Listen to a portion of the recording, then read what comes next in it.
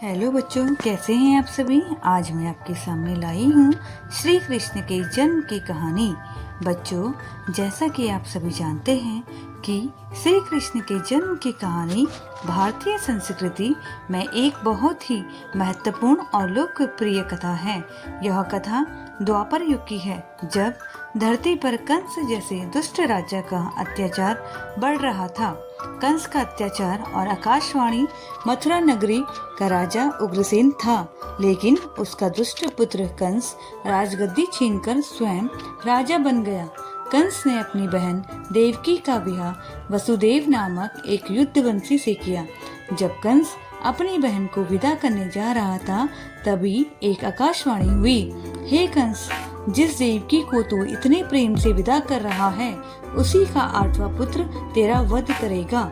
यह सुनकर कंस क्रोधित हो उठा और उसने देवकी और वसुदेव को उसी क्षण बंदी बना लिया और कारागार में डाल दिया। कंस ने देवकी की सभी संतानों को मार डालने का फैसला किया। कारागार में कृष्ण का जन्म देवकी और वसुदेव कारागार में रहने लगे और कंस एक एक करके उनकी 6 संतानों को मारता गया।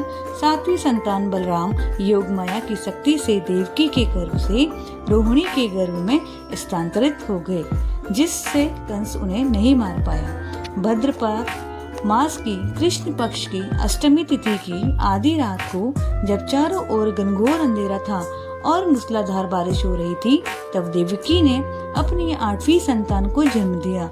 यह कोई साधारण बालक नहीं था, बल्कि साक्षात भगवान विष्णु थे, जिन्होंने कृष्ण के रूप में जन्म लिया था। जन्म लेते ही कारागार की कठोर कोठरी एक अद्भुत प्रकाश से जगमगा उठी और भगवान कृष्ण ने अपने चतुर्भुज रूप में माता पिता को दर्शन दिए। उन्होंने देवकी और वसुदेव को पिछले जन्मों की कथा सुनाई और बताया कि उन्हें कंस के अत्याचारों को समाप्त करने और धर्म की स्थापना के लिए जन्म लेना पड़ा है। वसुदेव का गोकुल जाना, भगवान ने वसुदेव से कहा कि वे उन्हें तुरंत गोकुल में नंद बाबा और यशोदा के घर पहुंचा दें और वहां से जन्मी उनकी कन्या को अपने साथ ले आए। भगवान की इच्छा से कारागार के सभी ताले अपने आप खुल गए और पहरेदार गहरी नींद में सो गए। वसुदेव कृष्ण को एक टोकरी में रखकर सिर पर चले। मूसलाधार बारिश और यमुना नदी की तेज धार को पार करना मुश्किल था। तभी शीश नाग ने अपने फन से कृष्ण के ऊपर छाया की और यमुना नदी ने भी वसुदेव को रास्ता दे दिया। वसुदेव गोकुल पहुँचे और उन्होंने कृष्ण को यशोदा की बगल में लिटा दिया, जो अपनी पुत्री को जन्म देकर गहरी नींद में सो रही थी। वसुदेव उस कन्या को लेकर वापस मथुरा आ गए। कंस का वध कैसे हुआ तो सुनिए। जब वसुदेव वापस आए तो कारागार के ताले फिर से बंद हो गए और पहरेदार जग गए। कंस को जब 8वीं संतान के जन्म का पता चला तो वह तुरंत वहां पहुंचा। उसने नवजात कन्या को मारने की कोशिश की, लेकिन वह कन्या हवा में उड़ गई और अष्टभुजा देवी के रूप में प्रकट होकर बोली, अरे मूर्ख, मुझे मारने से क्या होगा?